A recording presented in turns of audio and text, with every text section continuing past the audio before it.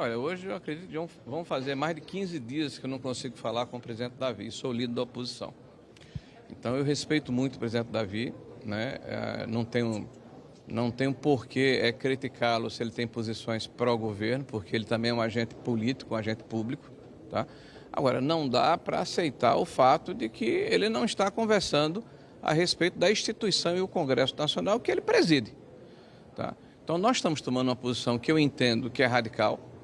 Não gostaria de estar na situação em que nós estamos aqui, para que haja uma conversa, um diálogo, para que nós possamos discutir uma pauta que, de fato, atenda uma parcela expressiva do Parlamento brasileiro, né? E nós estamos falando aqui da questão, né, da abertura do processo de impedimento do ministro Alexandre de Moraes. Já tem 38 senadores que assinaram o requerimento, né?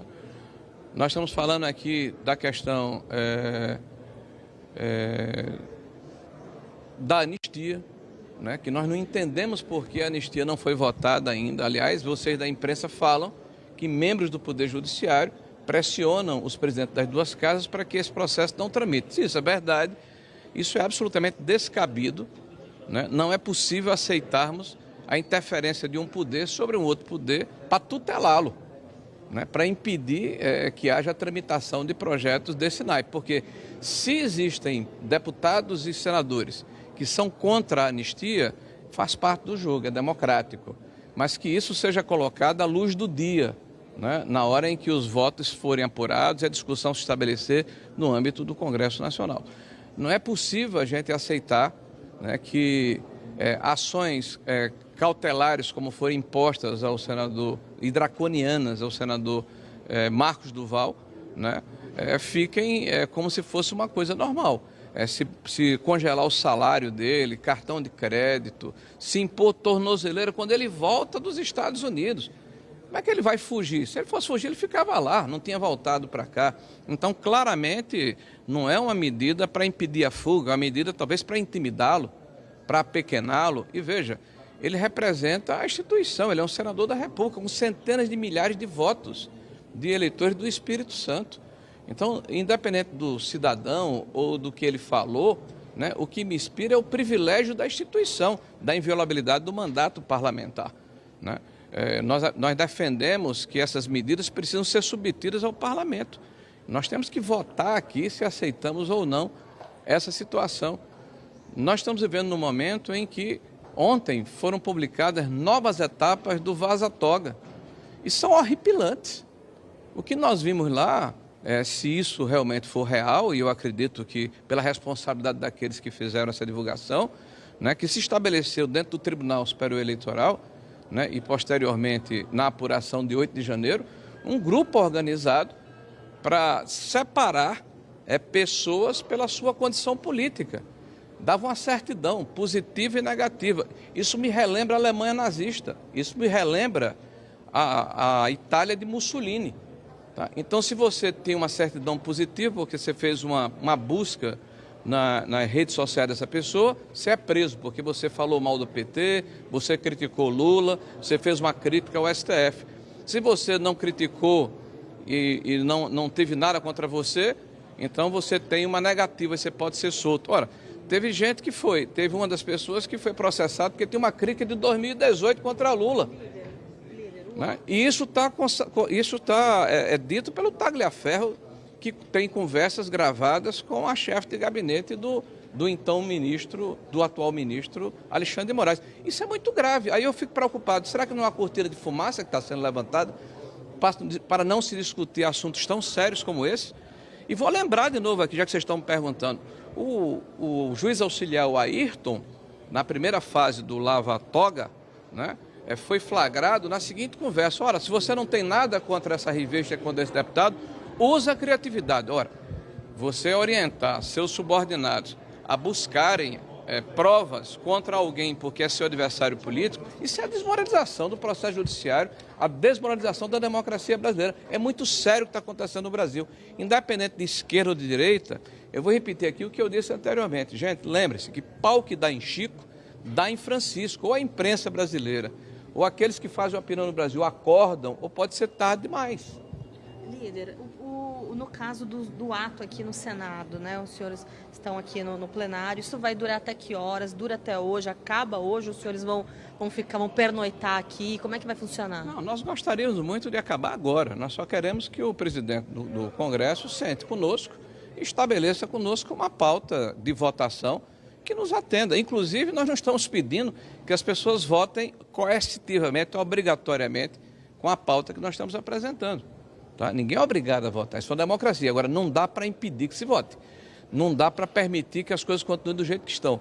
O poder legislativo está ficando cada vez mais irrelevante na cabeça da população brasileira. Presidente Davi, não atender então a demanda dos senhores? Eu estou há mais de 15 dias tentando falar com o presidente Davi. Se você conseguir uma audiência com ele, vou ficar muito feliz. O governo alega... O governo alega que tem pautas que vão vencer, como a medida, na verdade, o projeto que substitui a medida provisória, que dá isenção do IR para quem ganha até 2 salários. Vence na próxima segunda.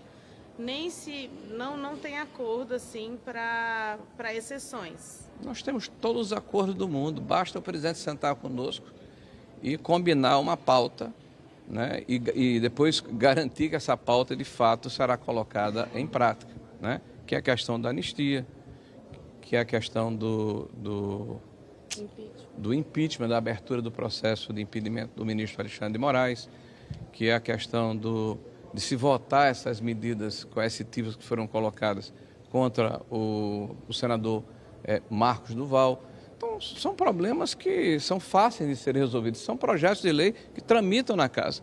Nós não queremos nada que seja extraordinário nem exorbitante. Nós estamos querendo apenas exercer o nosso papel aqui como legislador. O Davi conversou com, acho que o Alessandro Vieira tinha um projeto da anistia, que aí falava de dosimetria da pena, mas seria para os crimes mais leves, como depredação, não entraria na questão do golpe de Estado e também não iria abranger o caso do Bolsonaro. Seria uma saída? Vocês aceitariam esse texto mais brando, por exemplo? Olha, você sabe o que é que me constrange? A gente está conversando a respeito desse assunto como se o Brasil tivesse começado hoje, né? Você escuta pessoas respeitáveis que ocupam cargos públicos importantes no Brasil gritarem assim como se estivessem num jogo de futebol sem anistia. É um mantra que é repetido até a exaustão. Isso é uma hipocrisia sem limite, porque esses que gritam sem anistia são aqueles que foram beneficiados por ela. E não foi por crime de opinião, porque o presidente Bolsonaro não está sendo julgado por crime de corrupção.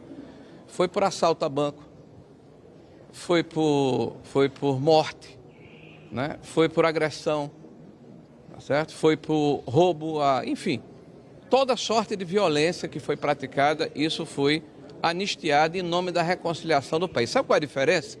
É porque naquela época, e o Brasil teve mais de 40 anistias, tiveram homens públicos que tinham estatura, capacidade de fazer esse trabalho de reconciliação e de conciliação do Brasil. Agora a gente não tem. A gente tem um presidente Lula que tem um retrovisor maior do que o para-brisa, que todo dia quando fala tem um tique nervoso na boca, fala Bolsonaro, que transfere responsabilidades, que não administra o país, que vive viajando no exterior, se hospedando em hotéis de luxo, fazendo um esforço extraordinário para ganhar um prêmio Nobel. Não vai ganhar o prêmio Nobel. Certo? Ele não vai conseguir. Agora, melhor ele faria se ele baixasse a bola e tentasse administrar o Brasil e os sérios problemas que o Brasil tem. São muitos. Como que o senhor recebeu ontem a notícia da prisão domiciliar do presidente Jair Bolsonaro? Como é que o senhor recebeu essa notícia? Com indignação, né? Um sentimento que eu acho que grande parte da população brasileira tem, né? De qual é o sentido de se impor ao presidente da República essa questão da prisão domiciliar, com a alegação de que era necessário em função do que aconteceu no domingo.